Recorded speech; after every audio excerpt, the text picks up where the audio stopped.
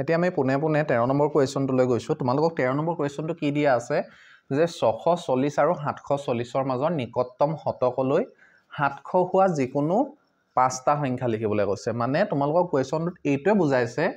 যে 640 আৰু 740ৰ মাজৰ এনে 5টা সংখ্যা লিখা, মাজত থকা এনে 5টা সংখ্যা লিখা যাৰ শতকলৈ আসন্ন মানটো কিমান পাব লাগিব 700 পাব লাগিব। এতিয়া চোৱাচোন 640 আৰু 740ৰ মাজত এনে 5টা আমি সংখ্যা যদি চাওঁ, ধৰা তুমি যদি চোৱা 640ৰ পিছত কি আছে 641 এতিয়া 641ৰ নিকটতম আসন্ন মানটো 700 হয় না আমি চাম। এতিয়া চোৱা 640 একক দশক শতক, শতকৰ ঘৰৰ অংকটো 6 আৰু তাৰ আগৰ দশকৰ ঘৰৰ অংকটো 4। আমি গম পালো যে 4টো 5তকৈ সৰু, সেইকাৰণে কি হৈছে ইয়াৰ লগত শতকৰ ঘৰৰ অংকটোৰ লগত 1 যোগ নহয়, গতিকে 6টো 6 ৰাখিম আৰু দশক আৰু একৰ ঘৰৰ অংকটো 0 0 কৰিম। এতিয়া গম পালো যে 641ৰ নিকটতম আসন্ন মানটো কি 600, কিন্তু আমাক এনে 5টা সংখ্যা লিখিবলৈ কৈছে যাৰ নিকটতম আসন্ন মান 700 হ'ব লাগিব। এতিয়া চোৱা আমি যদি 640 আৰু 740ৰ 5টা সংখ্যা উলিয়াওঁ 700 নিকটতম আসন্ন মান হোৱা, তেতিয়া চোৱা এই যে 4 যে আছে, দশকৰ ঘৰৰ অংকটো যে 4 যে আছে, এই 4 জেগাত কি হ'ব লাগিব তোমালোকে এনে মনতে ভাবাচোন। 4 জেগাত 5 বা 5তকৈ ডাঙৰ এটা সংখ্যা হ'ব লাগিব, তেতিয়াহে তোমাৰ আগৰ সংখ্যাটোৰ লগত 1 যোগ হ'ব, তেতিয়া 7 হৈ যাব, তেতিয়া এই দুটা 0 হৈ যাব, তেতিয়া 700 হৈ যাব। এতিয়া চোৱা আমি কি কৰিম, দশকৰ ঘৰৰ যিটো অংক সেইটো 5তকৈ ডাঙৰ বা সৰু ৰাখিম। এতিয়া চোৱাচোন যদি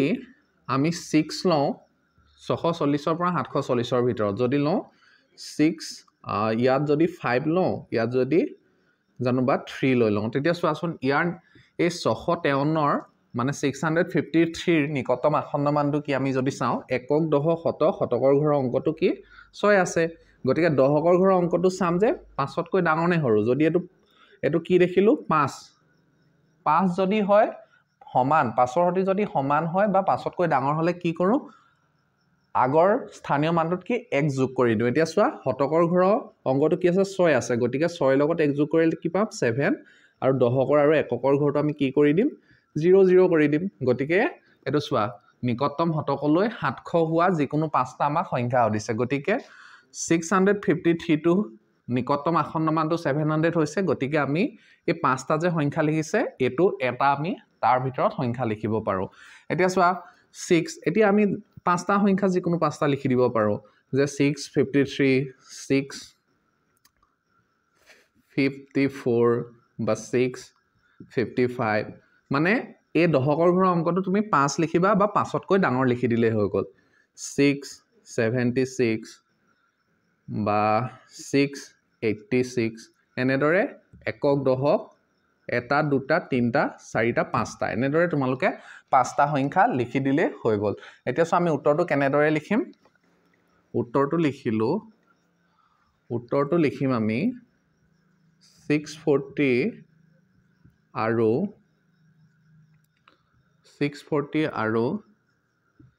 740ৰ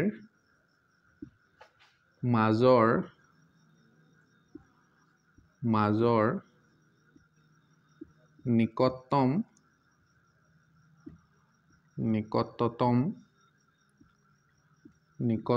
শতকলৈ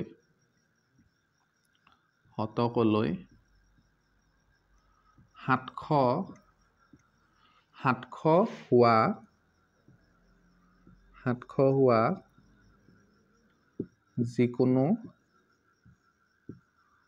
যিকোনো 5টা সংখ্যা হ'ল আমি কি কৰিম 5টা সংখ্যা লিখি দিম 654, 655 বা 666, যিকোনো মাজত এৰি মই লিখি দিছোঁ 678, 686। এতিয়া এই 5টা সংখ্যাৰ যদি তুমি নিকটতম আসন্ন মানটো উলিওৱা তেতিয়া কি পাবা 700 পাবা। গতিকে মই ইয়াত যিকোনো 5টা লিখি দিছোঁ, তোমালোকে বেলেগো লিখি দিব পাৰা, যাতে এটাই মনত ৰাখিবা যে দহকৰ ঘৰৰ অংকটো কি হ'ব লাগিব 5তকৈ ডাঙৰ বা 5তকৈ সৰু হ'ব লাগিব বুজি পাইছা তোমালোকে এনেদৰে 5টা লিখি দিলে তোমালোকৰ শুদ্ধ হৈ যাব এটা নেক্সট কোৱেশ্চনটো লৈ যাম এটো নোট কৰি লোৱা 14 নম্বৰ কোৱেশ্চনটো তোমালোকক দিয়া আছে যে তলৰ সংখ্যাবোৰ ৰোমান সংখ্যাত লিখা এটো হল সবৰে নোট কৰি লোৱা মই মুহাৰি দিছো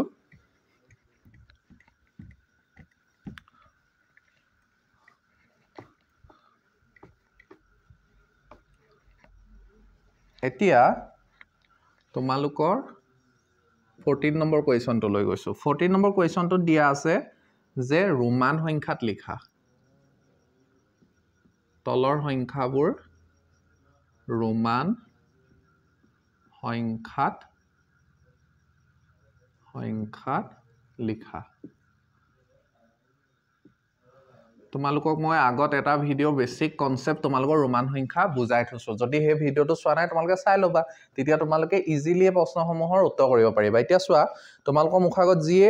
সংখ্যা ৰোমানত লিখিব নিদিয়ক কিয় তোমালোকে পাৰি যাবা যদি হেতু ভিডিও চাই থৈছা মই হেকানে বাৰে বাৰে কৰি থৈছো যে আগৰ ভিডিওটো চাইহে অনুশীলনীসমূহ কৰিবা তেতিয়া তোমালোকে কি হ'ব সকলো কনসেপ্ট ক্লিয়াৰ হৈ যাব এতিয়া চোৱা 14 নম্বৰ কোৱেশ্চনটো এ টো দিয়া আছে যে 225 টো কি হল লিখিবলৈ কৈছে আমাক ৰোমান সংখ্যা লিখিবলৈ কৈছে গতিকে এটো যদি আমি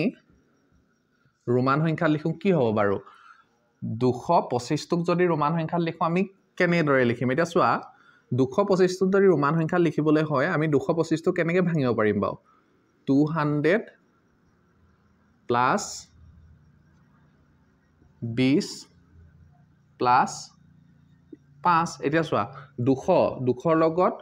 20 যোগ কৰিলো কিমান হল 220 220 ৰ লগত 5 যোগ কৰিলো কিমান হৈ গল 225 গতিকে এটো যদি চাও আমি 200 টো যদি লিখিবলৈ হয় ৰোমান সংখ্যা আমি কেনেদৰে লিখিব পাৰিম 100 যোগ কৰি কি 200 হ'ব আমি জানো যে 100 টোক কি বুলি কয় ৰোমান সংখ্যাত c বুলি কয় গতিকে যদি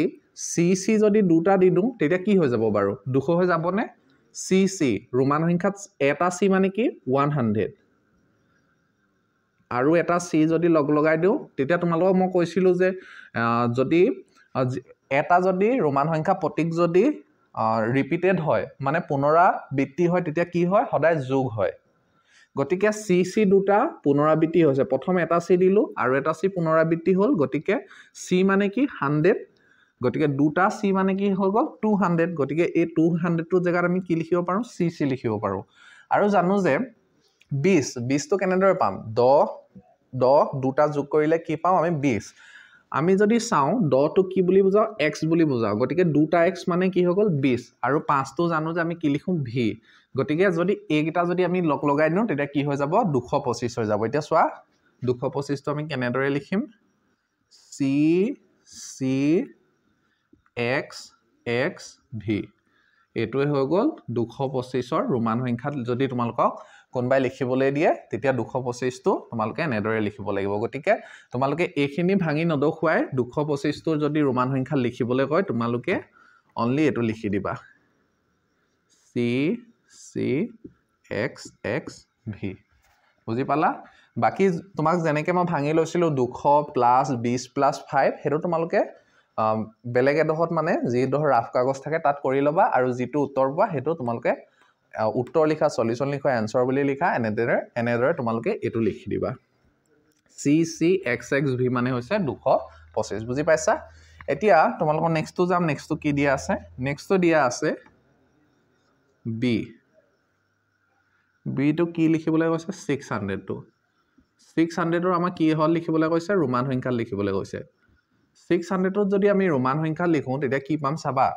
এতিয়া চোৱা 600 টো যদি ভাঙো আমি কেনেদৰে ভাঙিব পাৰিম বাও 600 টো আমি 500 প্লাস 100 এনেদৰে আমি ভাঙিব পাৰিম 600 টো আমি জানো যে 500 টো কি বুলি কয় l মানে কি আছিল 50 c মানে 100 d মানে কি আছিল 500 গতিকে 500 ৰ জায়গাত আমি d লিখিব পাৰো আৰু জানো যে c মানে কি 100 গতিকে dc মানে কি হৈ গল dc মানে হৈ গল 600 ৰোমান সংখ্যাত যদি লিখিবলৈ কয় 600 টো তোমালৈ কি লিখিব লাগিব dc বুলি লিখিব লাগিব বুজি পাইছা 600 টো এনেদৰে লিখিম এতিয়া c নম্বৰটো কি চাও c নম্বৰটো হৈছে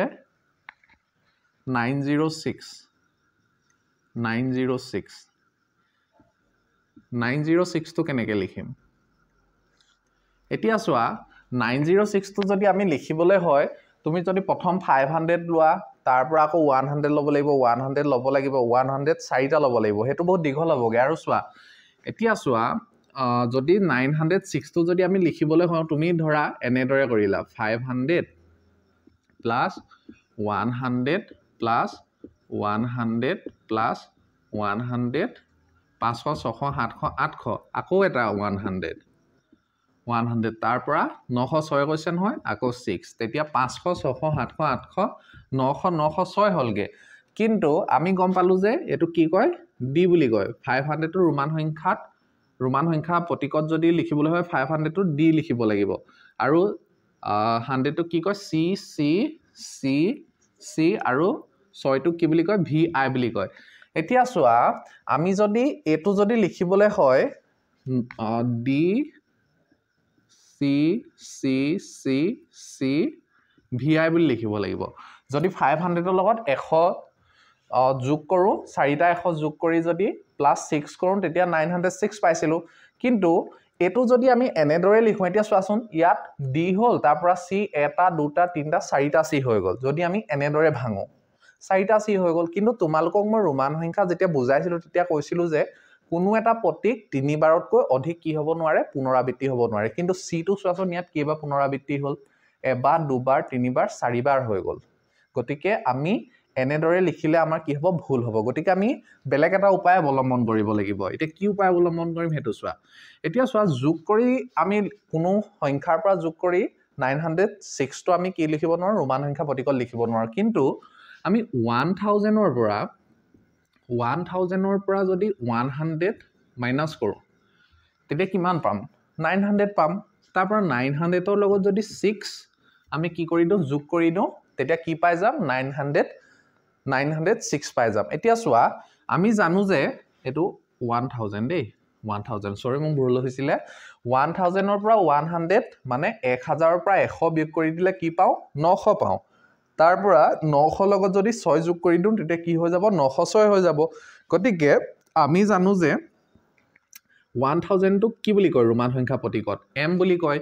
আৰু 100 টো কি বুলি কয় c বুলি কয় আৰু 6 টো কি বুলি কয় ভি আই বুলি কয় এতিয়া চোৱা আমি যদি লিখো m বুলি যদি লিখো m মানে 1000 টো ৰোমান সংখ্যাত m বুলি কয় এতিয়া m টো আগত c টো লিখিলে m ৰ মানে 1000 ৰ পৰা 100 টো বিয়োগ হ'ব নে পিছত লিখিলে বিয়োগ হ'ব এতিয়া তোমালোকক মই বুজাইছিলো যে ডাঙৰ সংখ্যাৰ পিছত যদি সৰু সংখ্যা হয় কি হয় সদায় যোগ হয় এতিয়া চোৱা m ৰ পিছত যদি মই c টো লিখো তেতিয়া m মানে 1000 c মানে 100 মানে 1000 লগত 100 যোগ হয় 1100 হৈ যাবগে কিন্তু যদি আমি c টো যদি m ৰ আগত লিখো তেতিয়া কি হ'ব আমি জানো যে কোনো এটা ডাঙৰ প্ৰতীকৰ আগত যদি এটা সৰু প্ৰতীক বহাও তেতিয়া কি হয় সদায় বিয়োগ হয় গতিকে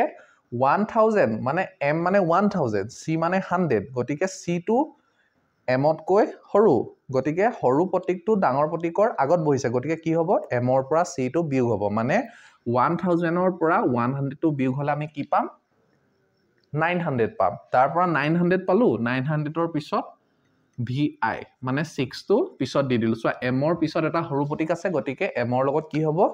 সৰু প্ৰতীকটো যোগ হ'ব গতিকে এটো চোৱা m মানে 1000 ৰ আগত 100 আছে c মানে 100 গতিকে 1000 ৰ পৰা 100 বিয়োগ হয় 900 হ'ল তাৰ পৰা 900 ৰ লগত +6 কৰি দিলো 906 হৈ গল গতিকে 906 টো যদি আমি ৰোমান প্ৰতীকত লিখিবলৈ হয় তেতিয়া কি লিখিম cm vi বুজি পাইছে ইমানখিনিলৈকে এবোৰ ইজি তোমালোকে যদি বেসিক ভিডিওটো চোৱা নাই তোমালোকে চাই লবা তাৰ পৰহে প্ৰশ্নসমূহ কৰিবা কাৰণ তেতিয়া বুজিবলৈ বহুত ভাল হ'ব এতিয়া চোৱা ডি নম্বৰ কোৱেশ্চনটো কৰিম ডি নম্বৰত কি দিয়া আছে 598 মই তোমালোকক বেছিকে বুজাই নাথাকো কাৰণ মই বুজাই আহিছো অলৰেডি এটা ডাঙৰ ভিডিও বনাই দিছো ৰোমান সংখ্যা কেনেদৰে লিখিবা মই কাৰণে বাৰে বাৰে কৈ আছো যে চাই লবা বুলি এতিয়া মই মানে স্পিড কৰি যাম আৰু তোমালোকৰ উত্তৰসমূহ এতিয়া চোৱা 598 টো যদি আমি ৰোমান সংখ্যা লিখিবলৈ হয় কি বুলি লিখিম এতিয়া চোৱা 500টো আমি জানো 500 কি হয় বাৰু 500 টো LCD D মানে কি 500 D এতিয়া 500 টো D পালো এতিয়া 98 টো লিখিব লাগে 98 টো যদি লিখিবলৈ হয় আমি কি লিখিব লাগিব যে 100 ৰ পৰা -10 কৰি +8 কৰিব লাগিব এতিয়া চোৱা 100 টো জানো C ৰ পৰা 10 বিয়োগ কৰিলো 90 হল 90 ৰ লগত 8 যোগ কৰি দিব লাগিব গতিকে 598 টো যদি তোমালোকে ৰোমান সংখ্যা লিখিবলৈ হয় তেতিয়া কি লিখিব লাগিব DXCVII মানে এটো 8 মানে চোৱা ইয়াত এটোৱে বুজাইছে এতিয়া চোৱা 598 টো প্ৰথম লিখিছো 500 টো কি D মানে কি 500 তাৰ পৰা 500 টো হৈ গল তাৰ পৰা কিমান বাকি থাকিলে 98 বাকি থাকিলে 98 টো লিখিবলৈ কি কৰিছো প্ৰথম 100 কৰিছো 100 ৰ লগত -10 কৰিছো মানে x মানে 10 100 ৰ পৰা 10 বিয়োগ কৰি কি কৰি ললো 90 কৰিলো তাৰপা 90 ৰ লগত কি কৰি দিলো v টিপুলাই মানে 8 টো যোগ কৰি দিলো তেতিয়া কি পাই গলো 98 মানে 598 এটোৱে হৈছে ৰোমানত লিখা প্ৰতীক এতিয়া নেক্সট তো যাম ই নম্বৰ কোৱেশ্চনটো লৈ যাম ইটো কি দি আছে হেতু চাম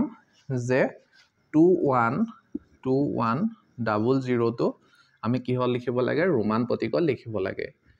2100 টো যদি ৰোমান প্ৰতীকত লিখিবলৈ হয় এতিয়া জানো যে আমি m মানে 1000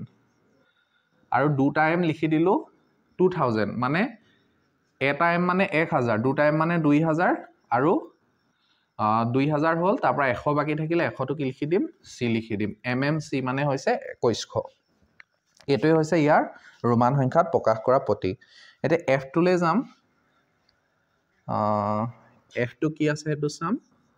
f টো আছে 555 টো যদি আমি ৰোমান সংখ্যাত প্ৰকাশ কৰিবলৈ কি লিখিম 555 টো 500 টো জানো যে কি d মানে 500 তাৰ পৰা 55 টো লিখিব লাগে এতিয়া চোৱা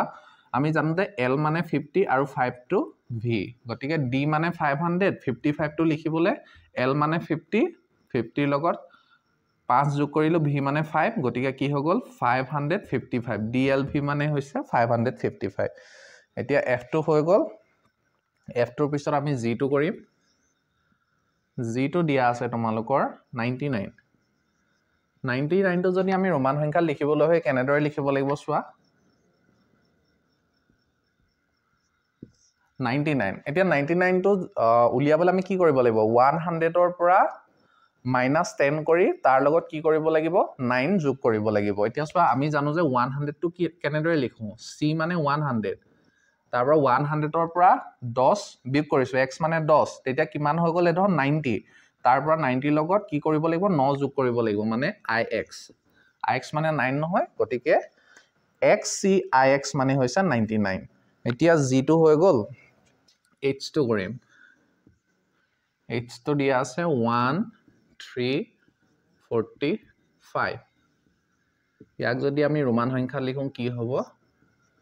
এতিয়া গম পালো যে 1000 টো লিখিবলৈ কি হ'ব 1000 টো m তাৰপা 300 টো যদি লিখো এটা c এ 100 দুটা c এ 200 তিনটা c এ 300 তাৰ পৰা 45 টো লিখিবলৈ কি কৰিব লাগিব l মানে 50 50 ৰ পৰা 10 বিয়োগ কৰিলো 40 হল তাৰ পৰা 5 নহয় v টো দি দিলে 45 হৈ যাব গতিকে MCCXLV মানে হৈছে 1345 তোমালোকে এইগিটা এনেদৰে ৰোমান সংখ্যাত প্ৰকাশ কৰিব পাৰিবা বুজি পাইছা মই বাৰে প্ৰতি কৈ আছো যদি কোনোবাই বুজা নাই তোমালোকে আগৰ ভিডিওটো চাই লও বেসিক ভিডিওটো তেতিয়া ভালদৰে বুজি পাবা মই এতিয়া স্পিড কৰোৱা কাৰণ এইটোৱে কাৰণ মই তোমালোকৰ আগত বেসিক ভিডিওখিনি বুজাই লৈছো বেসিক ভিডিও বনাই তোমালোকক ভালদৰে গুটে কনসেপ্টখিনি দিছো তাৰ পৰাহে অনুশীলন নিয়মলৈ গৈছো গতিকে সেই কাৰণে মই পটাপট কৰি গৈছো কোৱেশ্চন সমূহ এতিয়া নেক্সট 15 নম্বৰ কোৱেশ্চনটো লৈ যাম হল যদি কাৰোবাৰ নোট কৰি হোৱা নাই তোমালোকে কি কৰিবা ভিডিওটো ষ্টপ কৰি নোট কৰি লবা এতিয়া তোমালোকক 15 নম্বৰ কোৱেশ্চনটো আছে যে তোমালোকৰ ৰোমান সংখ্যা লিখা দিয়া আছে তাৰ পৰা কি কৰিবলৈ কৈছে নাম্বাৰলে সংখ্যালে নিবলৈ কৈছে হিন্দু আৰবীয় সংখ্যা পদ্ধতি লিখিবলৈ কৈছে প্ৰশ্ন মই লিখি থাকো কাৰণ তোমালোকৰ কিতাপত আছে এতিয়া চোৱা 15 নম্বৰ মই নাম্বাৰটো লিখি দিছো 15 নম্বৰ কোৱেশ্চনটো কৰিছো 15 নম্বৰ কুৱেশ্যন তোমালোকে এ নম্বৰটো দিয়া আছে যে CMXC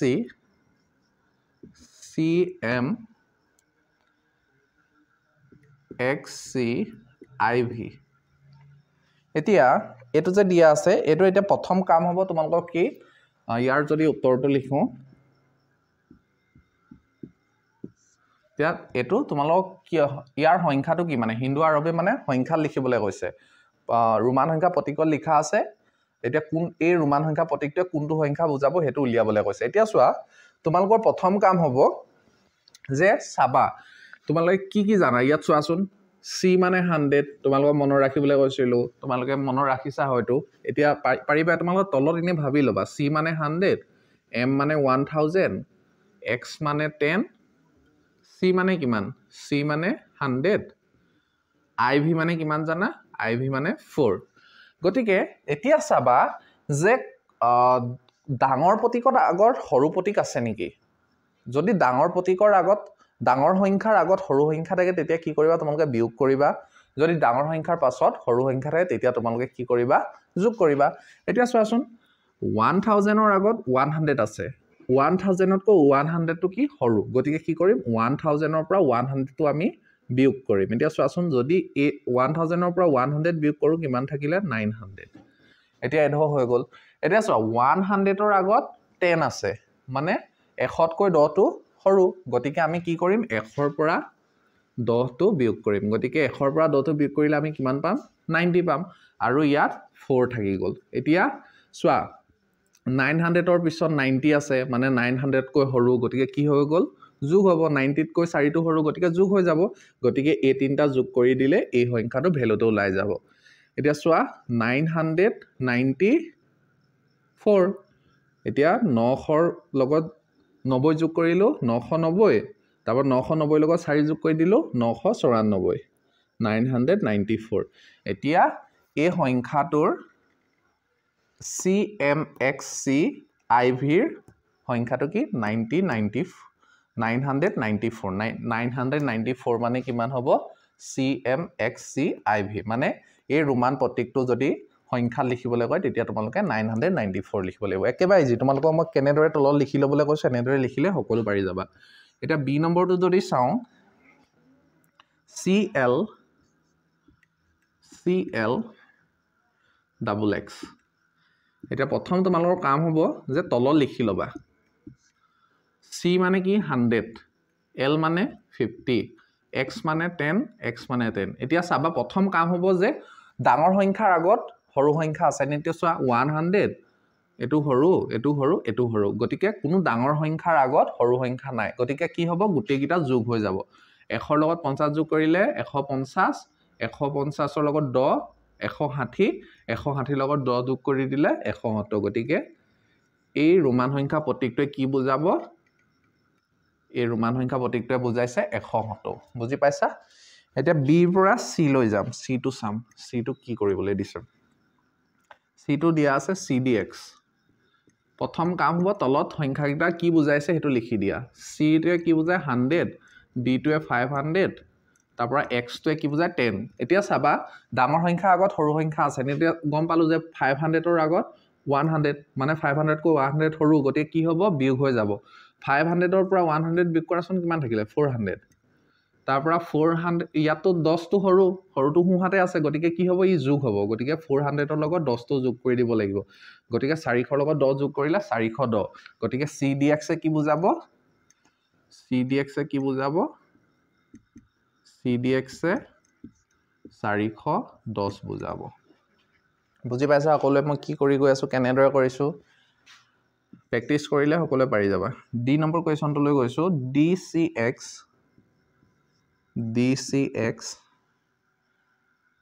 LIX এটো ৰোমান প্ৰতীকটো যদি আমি সংখ্যাত লিখিবলৈ হয় তেতিয়া কেনেদৰে লিখিম প্ৰথম কাম হ'ব যে সংখ্যাবোৰ লিখি যাম কি বুজাইছে D টোৱে 100 সৰি D টোৱে 500 এ বুজায় D টোৱে 500 বুজায় C টোৱে 100 X টোৱে 10 L টোৱে 50 IX এ কিমান বুজায় 9 বুজায় গতিকে এটো যদি চাও চোৱা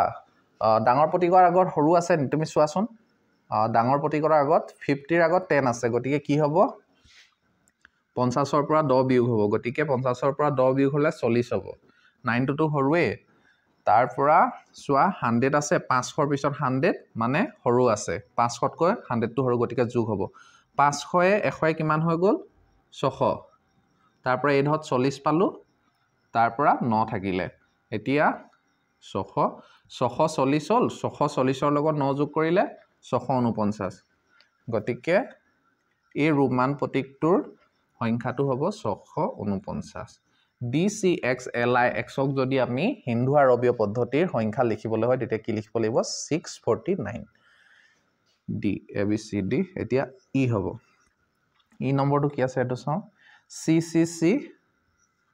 CCC XXV এই ৰোমান প্ৰতীকটো যদি আমি সংখ্যা লিখিবলৈ হয় কেনেদৰে লিখিম আমি এতিয়া চোৱা প্ৰথম আমি কি তলত নাম্বাৰিংটো কৰি লম C মানে কি 100 এটো 100 এটো C 100 X মানে 10 ইটো X মানে 10 ইটো V মানে 5 গতিকে চাম যে ডাঙৰ প্ৰতীকৰ আগৰ সৰু আছে নি 100 ইয়াত 100 100 এইগিটা সৰু সৰু গতিকে কি কৰম গোটেইটা যোগ কৰি দিলে হৈ গ'ল কাৰণ ডাঙৰ প্ৰতীকৰ আগৰ সৰু প্ৰতীক নাই বিয়োগ হ'বলৈ গতিকে গোটেইটা যোগ কৰি দিম 100 200 300 310 320 20 পাছে 25 মানে 325 325 এই ৰোমান সংখ্যাৰ প্ৰতীকটোৰ যদি আমি হিন্দু আৰবীয় পদ্ধতি লিখিবলৈ হয় আমি কি লিখিম 325 অকমান লেটাৰ হৈ গৈছে মই আকৌ লিখি দিছো 325 তোমালোকে এনেদৰে লিখিব লাগিব এতিয়া চোৱা নেক্সটটো লিখিম নেক্সটটো বহুত দীঘলীয়া দিছেচোন এটো ইজি হৈ গ'ল তোমালোকৰ এতিয়া মই যেনেদৰে বুজাই দিছো এনেদৰে কৰিবা যিমান দীঘলীয়া নিদিওক লাগিলে তোমালোকে কৰিব পাৰিবা ডি দিয়া আছে ট্ৰিপল চি এল তিনটা এক্স দিছে আকৌ তাপা ভি ট্ৰিপল আই এতিয়া তোমালোক যিমানে দীঘল নিদিয়ক তোমালোকক মই বেসিকত যি বুজাই থৈছিলো যেনেদৰে মই মনৰ ৰাখিবলৈ কৈছিলো হেগিটা মনৰ ৰাখি ললেই হৈ গ'ল তাৰ পৰা তোমালোকে তলে তলে বহাবা তাৰ পৰা ডাঙৰ প্ৰতীকৰ আগত সৰু প্ৰতীক থাকিলে মাইনাস কৰিবা যদি ডাঙৰ প্ৰতীকৰ পিছে পিছে সৰু প্ৰতীক থাকে তেতিয়া যোগ কৰি দিলে হৈ গ'ল গোটেইকিটা এতিয়া চোৱাচোন ইয়াত ডি মানে কি 500 সি মানে 100 আৰু এটা সি আছে এল মানে 50 এক্স মানে 10 ইটো এক্স মানে 10 আৰু এটা এক্স আছে 10 ভি ট্ৰিপল আই মানে 8 এতিয়া চোৱা একাধিক কমে ডাঙৰৰ পৰা সৰুলে আছে 500 ডাঙৰ 100 আছে 100 কোনো প্ৰতীকৰ আগত ডাঙৰ প্ৰতীকৰ আগত সৰু মানে ডাঙৰ সংখ্যাৰ আগত সৰু সংখ্যা নাই গতিকে আমি কি কৰিম গোটেইকিটা যোগ কৰি দিলে ইয়াৰ মানটো ওলাই যাব মানে এই প্ৰতীকটোৰ কোনটো সংখ্যা বুজাইছে হেতু ওলাই যাব গতিকে আমি এইকিটা যোগ কৰি দিম 500 600 700 800 850 50 60 70 80 880 888 মানে 888 এই ৰোমান সংখ্যা প্ৰতীকটোৱে কি বুজাইছে এই ৰোমান সংখ্যা প্ৰতীকটোৱে বুজাইছে 888 মানে 888 বুজাইছে এতিয়া নেক্সটটো চাম নেক্সটটো কি দিয়া আছে জি নম্বৰটো চাম জি নম্বৰটো দিয়া আছে XLV এটো তোমালোকে পাৰিবা এতিয়া ইজি হৈ গ'ল X মানে 10 L মানে 50 V মানে 5 ডাঙৰ প্ৰতীকৰ আগত সৰু প্ৰতীক মানে ডাঙৰ সংখ্যাৰ আগত সৰু সংখ্যা 50ৰ আগত 10 আছে গতিকে এই দুটা কি হ'ব বিয়োগ হ'ব 50ৰ পৰা 10 গ'ল 40 থাকিলে এফালে 5 45 XLV মানে কিমান 45 XLV মানে 45 XLV টো ৰোমান সংখ্যা প্ৰতীকটো যদি আমি হিন্দু আৰবীয় সংখ্যাত লিখো তেতিয়া কি হ'ব 45 টো কিহে বুজাব XLV হে বুজাব এটা নেক্সট লাষ্ট এটা আছে H নম্বৰটো কৰি দিছো তোমালোকক কি দি আছে XCV ট্ৰিপল আই ইয়াক যদি আমি লিখিবলৈ হয় সংখ্যা তেতিয়া কি লিখিম আমি গম পাইছো যে X মানে 10 C মানে 100 V ট্ৰিপল আই মানে 8 এতিয়া প্ৰথম চাম ডাঙৰ সংখ্যা আগত সৰু সংখ্যা মানে 10 টো দেখিছো গতিকে কি কৰিম এই দুটা বিয়োগ কৰিম এই দুটা বিয়োগ কৰি 90 পালো 1 ৰ পৰা 10 গ'ল 90 প্লাস 8 টো থাকিলে 8 কৰি দিলো গতিকে কিমান হৈ গ'ল 98 XCV ট্ৰিপল আই মানে কিমান হৈ গ'ল 98 গতিকে 15 নম্বৰ কুৱেশ্যনটো উত্তৰসমূহ এইখিনিয়ে তোমালোকে সকলোৱে বুজি পাইছা আশা কৰোঁ নোট কৰি লোৱা যদি বুজি পোৱা নাই কমেণ্ট কৰি জনাবা মই তোমালোকক ইণ্ডিভিজুৱেলি কমেণ্ট কৰি কেনেদৰে বুজিবা তোমালোকক মই কৈ দিম এতিয়া পোনে পোনে 16 নম্বৰ কুৱেশ্যনটো লৈ যাম এইখিনি হ'ল অকণমান ফাষ্ট কৰিবা লিখাটো যদি লাহে লাহে লিখা তেতিয়া ভিডিঅ'টো ষ্টপ কৰি লিখিলে হৈ গ'ল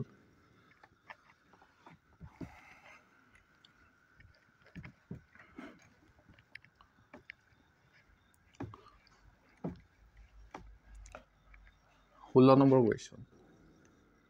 মই পঢ়ি দিছোঁ কুৱেশ্যনটোত কি আছে যে যোগফল ভাৰতীয় পদ্ধতিৰে প্ৰকাশ কৰা সংখ্যা কিছুমান দিয়া আছে সেই সংখ্যাকেইটা যোগ কৰিব লাগে আৰু ভাৰতীয় পদ্ধতিত তোমালোকে কমা ব্যৱহাৰ কৰি দিলে হৈ গ'ল এতিয়া চোৱা এ নম্বৰটো দিয়া আছে কি দিয়া আছে যে 7296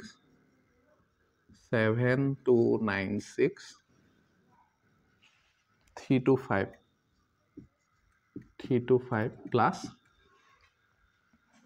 417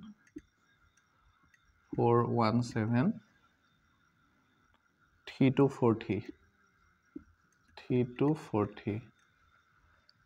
তাৰ পৰা plus 4569 plus 45639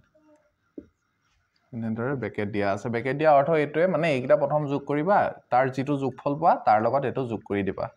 আৰু তোমালোকক উত্তৰটো সুধিছে ইয়াৰ উত্তৰটো কি হ'ব এতিয়া আমি যদি ইয়াৰ উত্তৰটো লিখো উত্তৰটো কি হ'ব এতিয়া চোৱা কিনাৰত তোমালোকে হেৰি কৰি ল'বা যোগ কৰি ল'বা এইকেইটা এনেদৰেটো পোনে পোনে যোগ কৰিবলৈ তোমালোকে অসুবিধা পাবা গতিকে পাতি ল'বা কি আছে 7296 325 তাৰ পৰা 4173243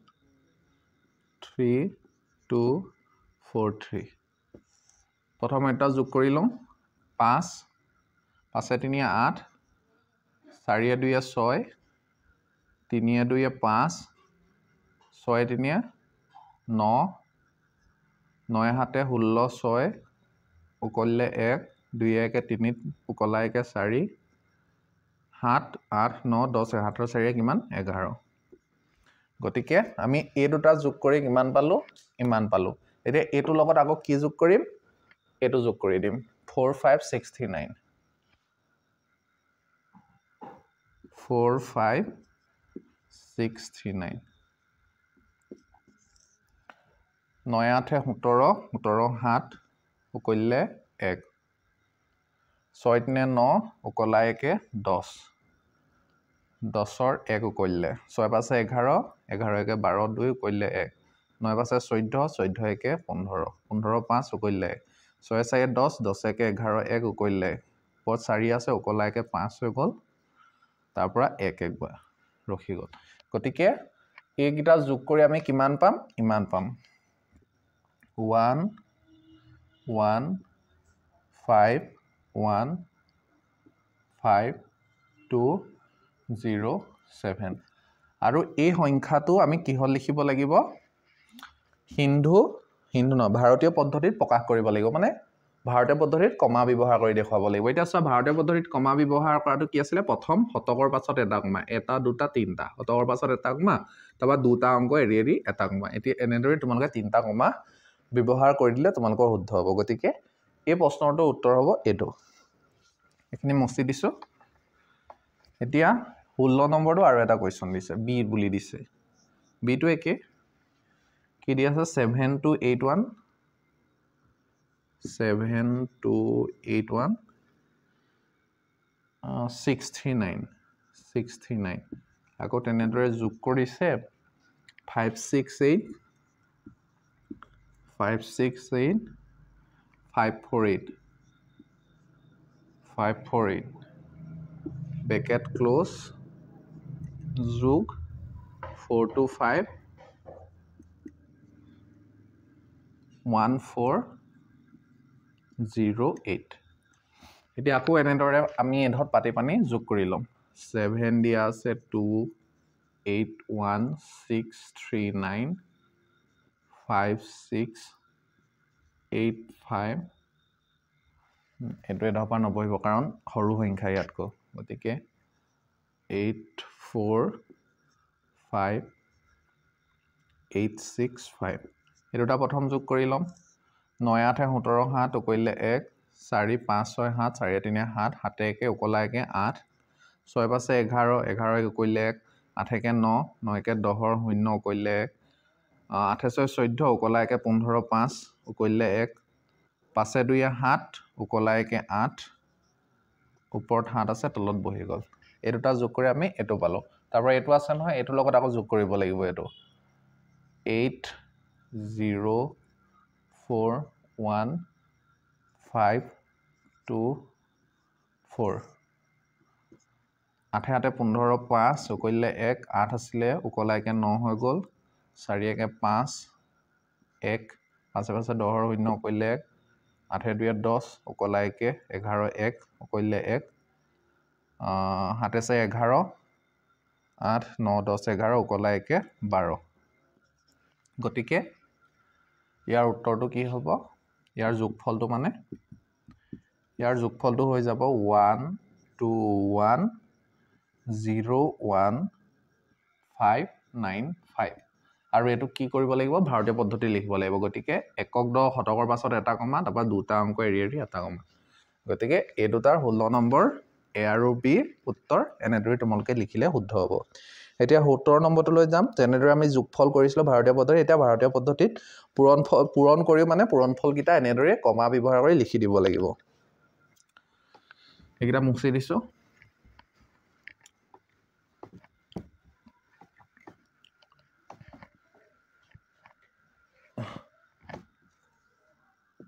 सेवेन्टीन নম্বৰটো পাইছোগে এতিয়া 17 নম্বৰটো দিয়া আছে ৰোমান সংখ্যা I 6250 পূৰণ 625 এতিয়া এই দুটা আমি কি কৰিম পূৰণ কৰিম আৰু পূৰণ ফলটো কি লিখি দিম আমি ভাৰতীয় পদ্ধতিত কমা ব্যৱহাৰ কৰি লিখি দিম এই দুটা যদি পূৰণ কৰোঁ আমি চাওঁচোন এই দুটা পূৰণ কৰিলে 6250 625 ৰ লগত কি কৰিম পূৰণ কৰিম তিনিখৰীয়া পূৰণ এতিয়া 5 5 0 0 5 5 গুণ 25 25 ৰ 5 উকলিলে 2 5 2 গুণ 10 উকলা 2 12 2 উকলিলে 1 6 5 গুণ 30 উকলা 1 31 2 0 0 5 2 গুণ 10 0 উকলিলে 1 2 2 গুণ 4 উকলা 1 5 6 2 গুণ 12 12টো বহি যাব 6 0 এটা 6 0 0 6 5 গুণ 30 ৰ 0 উকলিলে 3 6 2 গুণ 12 উকলা 3 12 13 14 15 15 5 উকলিলে 1 6 6 গুণ 36 36 1 37 এটা কি কৰি আমি গোটেই কিটা যোগ কৰি দিম 0 5 2 6 5 6 7 8 9 10 5 3 8 9 10 10 0 কৰিলে 7 1 8 উকলা 1 কি হৈ যাব 9 হৈ যাব তাৰ পৰা 3 মানে ইয়াৰ উত্তৰটো কি পাম পূৰণ ফলটো 3906250 তোমালোকে এনেদৰে কিনাৰত পূৰণটো কৰি দেখুৱাই দিবা তেতিয়া গম পাব যে তোমালোকে হয় পূৰণ কৰি উলিয়াইছা এতিয়া চোৱা এইটো যদি আমি ভাৰতীয় পদ্ধতিত কমা ব্যৱহাৰ কৰোঁ একক দশক শতকৰ পাছত এটা কমা আৰু দুটা অংক এৰি এটা কমা গতিকে ইয়াত দুটাৰ পিছত অংক নাই দুটা আগত কমা নবহাও গতিকে এইটো যদি আমি কাউন্ট কৰো কি হ'ব একক দশক শতক হাজাৰ 10000 লাখ 10 লাখ মানে 39,06,250 তোমালোকে এনেদৰে লিখিলে শুদ্ধ হ'ব এটা 2 নম্বৰটো লৈ যাম ৰোমান সংখ্যা 2 কি দি আছে 39625 into 75 ইয়াৰ পূৰণ ফলটো কি কৈছে আমাক ভাৰতীয় পদ্ধতিত কমা ব্যৱহাৰ কৰি লিখিবলৈ কৈছে এতিয়া কিনাৰত তোমালোকে এনেদৰে কৰিবা 39625 75 ৰ লগত কি কৰিবা পূৰণ কৰিবা 5 5 গুণা 25 ৰ 5 উকলিলে 2 5 2 গুণ 10 উকলা 2 12 2 উকলিলে 1 6 5 গুণ 30 উকলা 1 31 ৰ 1 উকলিলে 3 9 5 গুণ 45 45 46 47 48 48ৰ 8 উকলিলে 4 5 3 গুণ 15 15 4 19 এতিয়া হাতে কৰিম 7 5 গুণ 35 5 উকলিলে 3 7 গুণ 14 15 16 17 7 উকলা 1 6 7 গুণ 42 উকলা 1 43 3 উকলিলে 4 9 7 গুণ 9 7 গুণ 63 63 4 63 64 65 66 67 67 7 উকলা 6 তাপা 7 3 গুণ 21 21 6 কিমান হৈ গ'ল 27 হৈ গ'ল গতিকে 27 টো ইয়াত বহিব তাৰ পৰা এইকেইটা কি কৰি দিম যোগ কৰি দিম 5 5 2 7 7 1 8 8 3 11 1 উকলিলে 1 9 7 16 16 1 17 7 1 8 উকলা 1 9 তাৰ পৰা 2 গতিকে ইয়াৰ পূৰণফলটো কি হৈ যাব 2 9 7 1 8 7 5 আৰু এতিয়া কি কৰিব লাগিব আমি ভাৰতীয় পদ্ধতিত কমা ব্যৱহাৰ কৰিব লাগিব একক দশক শতকৰ পাছত এটা কমা তাৰপৰা দুটা অংক এৰি এটা কমা এনেদৰে কমা ব্যৱহাৰ কৰি লিখি দিবা তোমালোকৰ শুদ্ধ উত্তৰ হৈ যাব এতিয়া 17 নম্বৰ কোৱেশ্চন তোমালোকৰ 17 নম্বৰলৈকে হৈ গ'ল এতিয়া চাম এইটা নোট কৰি লোৱা তোমালোকে 18 নম্বৰটো কি দিয়া আছে হেতু চাম মোহাৰি দিছো মই 18 নম্বৰ আছে মোটামুটি যোগ কৰা এ নম্বৰটো দিছে 5 6 7 2 যোগ 5 3 6 উত্তৰটো তোমালোকে এনেদৰে কৰিবা ইয়াৰ মোটামুটি যোগ কৰা মানে এই সংখ্যাকেইটা নিকটতম আসন্ন মানলৈ লৈ গৈ মানে যোগ কৰি দিব লাগিব এতিয়া চোৱা 5672 5672 টো আমি নিকটতম আসন্ন মানলৈ দিম এতিয়া চোৱাচোন 5672 এতিয়া চোৱা একক দশক শতক হাজাৰ হাজাৰ ঘৰ অংকটো 5 5ৰ পাছত কি আছে 6 আছে গতিকে কি কৰিম 5তকৈ 6টো ডাঙৰ গতিকে কি কৰি দিম মানে মই কি কৈছিলো যে 5তকৈ যিটো লৈকে থাকে একক দশক শতক হাজাৰ হাজাৰ স্থানীয় মানলৈকে আছে এই সংখ্যাটোৰ 5টো হাজাৰ ঘৰত আছে মানে 5 অংকটো হাজাৰ ঘৰত আছে গতিকে তাৰ আগৰ স্থানীয় মানৰ অংকটো চাবা হেতু 5তকৈ ডাঙৰ নে সৰু যদি ডাঙৰ হয় বা 5 হয় 1 যোগ কৰি দিম যদি 5তকৈ সৰু হয় তেতিয়া এই পিছৰ যিটো স্থানীয় মানৰ অংক হেতু একজেক্ট ৰাখি দিম এতিয়া চোৱা হাজাৰৰ আগৰ যিটো শতকৰ ঘৰৰ অংক 6 আছে মানে 5তকৈ ডাঙৰ আছে গতিকে আমি কি কৰিম হাজাৰৰ অংকটোৰ লগত 1 যোগ কৰি দিম মানে 5ৰ লগত 1 যোগ কৰি দিম 5ৰ লগত যদি 1 যোগ কৰো কি হৈ যাব 6 হৈ যাব 6 হৈ যাব আৰু শতক দশক এককৰ ঘৰৰ অংককেইটা আমি 0 0 কৰি দিও তাৰ পৰা কি কৰিম এই সংখ্যাটো আমি আকৌ নিকটতম আসন্ন মানলৈ নিম এতিয়া চোৱাচোন একক দশক শতক শতকৰ ঘৰত 5 আছে আৰু দশকৰ ঘৰত মানে তাৰ আগৰ যিটো স্থানীয় মানৰ অংক হেতু 3 আছে 3টো 5তকৈ সৰু গতিকে কি হ'ব 5টো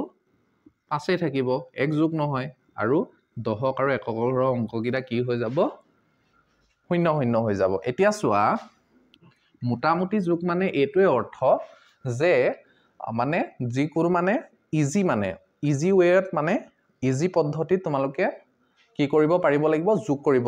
পাৰিব লাগিব আৰু কম সময়ত কি কৰিব লাগিব সংখ্যাকেইটা যোগ কৰি তাৰ যোগফলটো উলিয়াই দিব লাগিব এতিয়া চোৱা তোমালোকক যদি এইকেইটা মই যোগ কৰিবলৈ কওঁ তেতিয়া তোমালোকে সোনকালে মোক ক'ব পাৰিবা জানো 5672 লগত যদি 536ক যদি যোগ কৰিবলৈ কওঁ তোমালোকে পতককে ক'ব নোৱাৰিবা কিন্তু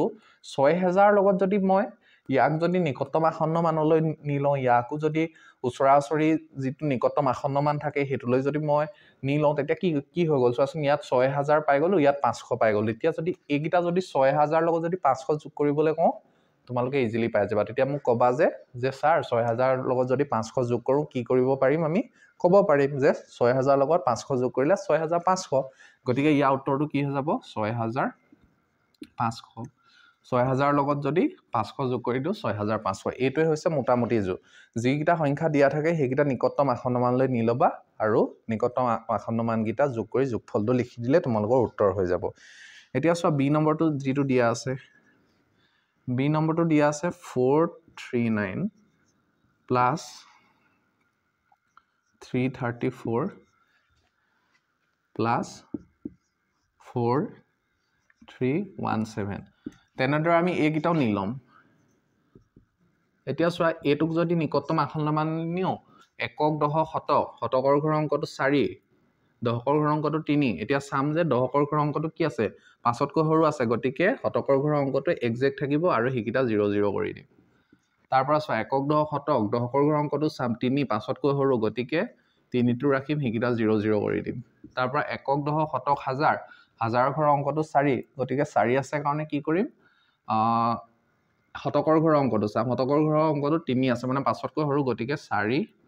0 0 কৰি দিম বাকিকিটা অংক এতিয়া চোৱা তোমাক যদি মই কওঁ 439 লোৱা 334 লোৱা 4317 লোৱা সেইকেইটা মোক যোগ কৰি পতককে কোৱা মোটামুটি যোগ কৰি কোৱা তোমালোকে ক'ব নোৱাৰিবা কিন্তু তোমাক যদি কওঁ মই 400 লোৱা 300 লোৱা 4000 লোৱা তোমালোকে পতককে কৰি দিবা যে 4000 4 দিছা 4000 300 400 400 300 কিমান হৈ গ'ল 700 400 500 600 700 আৰু 700 লগত যদি 4000 যোগ কৰি দিও কিমান হৈ যাব 4700 4700 তোমালোকে উত্তৰটো এনেদৰে লিখিব পাৰিবা এইটোৱে হৈ গ'ল তোমালোকৰ মোটামুটি যোগ আৰু এটা দিয়া আছে ইজি ৱেট তোমালোকে কৰিব পাৰিবা এতিয়া চোৱা নেক্সট দিয়া আছে যিমান ডাঙৰ সংখ্যা নিদিয়ক লাগিলে তোমালোকে নিকটতম আসন্ন মানলৈ নি ল'বা তাৰ পৰা মোটামুটি যোগ কৰি দিবা 724 55 0 6 plus 106 8297 এতিয়া এইটো যদি তোমালোকৰ মোটামুটি কি কৰিবলৈ কৈছে যোগ কৰিবলৈ কৈছে এতিয়া এইকেইটাকো আমি কি কৰি ল'ম নিকটতম আসন্ন মানলৈ নি ল'ম এতিয়া চোৱা একক দশক শতক হাজাৰ 10000 লাখ 10 লাখ যিমান ডাঙৰ সংখ্যা দিয়ক একেবাৰে বাওঁ হাতৰ অংকটোলৈকে গৈ লবা কোনটো স্থানীয় মানত আছে একক দশক শতক হাজাৰ 10000 10 লাখ একক দশক শতক হাজাৰ 10000 লাখ কি 10 লাখ হাতটো কাৰ ঘৰত আছে 10 লাখৰ ঘৰত আছে গতিকে লাখৰ ঘৰৰ অংকটো চাম 2তকৈ 5তকৈ ডাঙৰ নে সৰু এতিয়া গম পাইছো যে 2টো 5তকৈ সৰু গতিকে কি হ'ব এই 2টোৰ এক যোগ নহয় মানে 10 লাখৰ যিটো অংক আছে হেতু লগত এক যোগ নহয় কাৰণ লাখৰ ঘৰত যিটো অংক আছে হেতু 5তকৈ সৰু গতিকে কি কৰিম হাতটো এক্সাক্ট ৰাখি দিম আৰু বাকিকিটা কি কৰি দিম 0 0 কৰি দিম যেটা সংখ্যা আছে এটা 0 0 কৰি দিম এটা দুটা তিনটা চাৰিটা পাঁচটা ছটা সংখ্যা আছে গতিকে 6টা 0 কৰি দিম প্লাস এটো চাও একক দশক শতক হাজাৰ 10000 লাখ 10 লাখ 10 লাখৰ ঘৰত 1 আছে লাখৰ ঘৰত 0 আছে মানে 5তকৈ সৰু গতিকে 1 ৰাখিম বাকিকিটা আমি 0 0 কৰি দিম যেটা সংখ্যা থাকে 6টা সংখ্যা আছে 6টা 0 কৰি দিম এতিয়া এই দুটা আমি যোগ কৰি দিম এতিয়া যদি তোমালোকক কয় যে 72 লাখ 45506 লগত 10 লাখ 68297 টো যোগ কৰা তেতিয়া তোমালোকে কি ক'বা যে মই নোৱাৰো মোৰ দ্বাৰা নহব তোমালোকে তেওঁলোকক নমস্কাৰ কৰি দিবা কিন্তু মই যদি কোনোবাই যদি তোমালোকক কয় 7 লাখৰ 70 লাখৰ লগত একক দশক শতক হাজাৰ 10000 লাখ 10 লাখ মানে এটো কি হৈ গ'ল 70 লাখৰ লগত যদি তোমালোকক 10 লাখ যদি কোনোবাই যোগ কৰিবলৈ কয় তেতিয়া পতক কৈ দিব পাৰিবা যে 70 লাখৰ লগত যদি আমি 10 লাখ যোগ কৰোঁ তেতিয়া কি হৈ যাব 80 লাখ হৈ যাব গতিকে ইয়াৰ উত্তৰটো কি হ'ব 80 লাখ 80 লগত 5টা শূন্য তেতিয়া কি হৈ যাব 80 লাখ হৈ যাব মোটামুটি যোগৰ এইটোৱে কাৰণ যে তোমালোকক যদি কোনোবাই মৌখিকভাৱে যদি কিবা প্ৰশ্ন হোদে তোমালোকে যাতে নিকটতম আসন্ন মানলৈ নি পানি পতককে উত্তৰ দিব পাৰা যে যিমান ডাঙৰ সংখ্যা দিলে তোমালোকে ক্যালকুলেশন কৰিবলৈ কি পাব পাৰা অসুবিধা হ'ব পাৰা গতিকে নিকটতম আসন্ন মানলৈ নিয়া যদি পদ্ধতিটো জানা পতককে তোমালোকে এনেদৰে নি পানি শূন্য লগা অংকলৈ সংখ্যালৈ নি পানি পতককে তোমালোকে উত্তৰটো কৰি দিব পাৰিবা এইটোৱে হৈছে ইয়াৰ মানে লাভ আৰু তোমালোকে পতককে কৰিব পাৰিবা এতিয়া মোটামুটি যোগ যেনেদৰে কৰিলো এতিয়া মোটামুটি বিয়োগ কৰিম এইকেইটা হল বুজি পাইছা কেনেদৰে মই কৰিছো যিয়ে সংখ্যা নিদিও আসন্ন মানলৈ নি লবা ওচৰা-ওচৰি তাৰ পৰা কি কৰিবা সেইকেইটা যোগ কৰি দিবা তাৰ পৰা এটা কি কৰিম মোটামুটি বিয়োগ কৰিম যদি কাবা হোৱা নাই তেতিয়া ভিডিওটো ষ্টপ কৰি লিখি লবা বুজি নেপালো কমেন্ট কৰি জনাবা এতিয়া 19 নম্বৰটো লৈ যাম 19 নম্বৰটো কি আছে 19 নম্বৰ 19 নম্বৰটো আছে যেনেদৰে আমি এটা মোটামুটি যোগ কৰিলো মোটামুটি বিয়োগ কৰিবলৈ কৈছে এ নম্বৰটো দিয়া আছে 798 তাৰ পৰা 232 এটো যদি তোমালোকক পটকা কোনোবাই মুখত যদি বিয়োগ কৰিবলৈ কয় তোমালোকে পাৰিবা জানো নোৱাৰা গতিকে তোমালোকে কি কৰিব লাগিব মোটামুটি বিয়োগ কৰিব লাগিব মানে ইয়াক নিকটতম আসন্ন মানলৈ নি ল'ব লাগিব একক দশক শতক শতকৰ ঘৰৰ অংকটো 7 তাৰ পৰা চোৱা তাৰ আগৰ অংকটো কি আছে 9 ই 5তকৈ ডাঙৰ গতিকে কি হৈ যাব 7ৰ লগত 1 যোগ হৈ 8 হৈ যাব আৰু বাকি কিটা 0 0 হৈ যাব 230 মানে 232 এতিয়া চোৱা একক দশক শতকৰ ঘৰৰ অংকটো 2 আছে দশকৰ ঘৰৰ অংকটো 3 5তকৈ সৰু গতিকে 2 টো লগত 1 যোগ নহয় 2 থাকিব আৰু এইকিটা 0 0 হৈ যাব এতিয়া চোৱা তোমাক যদি কোনোবাই কয় এটোৰ পৰা এটো বিয়োগ কৰা তোমালোকে নোৱাৰো বুলি ডাইৰেক্ট কবা পটকেটো কৰিব নোৱাৰিবা লিখিহে কৰিব পাৰিবা যদি কোনোবাই কয় মুখত যদি হতে 800 পৰা 200 বিয়োগ কৰা তেতিয়াতো পটকে পাৰিবা জানা যে 800 পৰা যদি 200 বিয়োগ হৈ যায় তেতিয়া কিমান থাকিব 600 থাকিব গতিকে 600 এটোই হৈ গল এনেদৰে তোমালোকে মোটামুটি বিয়োগ কৰিব লাগিব এতিয়া বি নম্বৰ কোৱেশ্চনটো লৈ গৈছো বি নম্বৰ কোৱেশ্চনটো আছে 48 মোটামুটি বিয়োগ যোগ এটাই কাৰণ যিমানে ডাঙৰ সংখ্যা নিদিয়ক লাগিলে তোমালোকে পটককে মানে মৌখিকভাৱে কৰিব পাৰিবা উত্তৰটো 48 minus 48365 এতিয়া এটো তোমালোকে তো চকুৱে চাই এটো বিয়োগ কৰিব নোৱাৰিবা গতিকে কি কৰিব লাগিব আমি নিকটতম আসন্ন মানলৈ এই সংখ্যা কিটা নি ল'ব লাগিব এটা একক দশক শতক হাজাৰ 10000 লাখ লাখৰ আগৰ স্থানীয় মানটো চাওচোন কি 10000 10000ত কি আছে 5তকৈ 8টো ডাঙৰ গতিকে কি হ'ব 4 লগত 1 যোগ হৈ যাব 4 লগত 1 যোগ কৰিলে 5 পাম আৰু যেকিটা সংখ্যা থাকে হেকিটা শূন্য দি দিম যেটা সংখ্যা হেটা শূন্য তাৰ পৰা এটো চাও একক দশক শতক হাজাৰ 10000 10000 ঘৰত 4 আছে হাজাৰৰ ঘৰৰ অংকটো চাম 8 আছে মানে 5তকৈ 8টো ডাঙৰ গতিকে 4 লগত 1 যোগ হৈ যাব 5 হৈ যাব আৰু যেটা সংখ্যা থাকে হেটা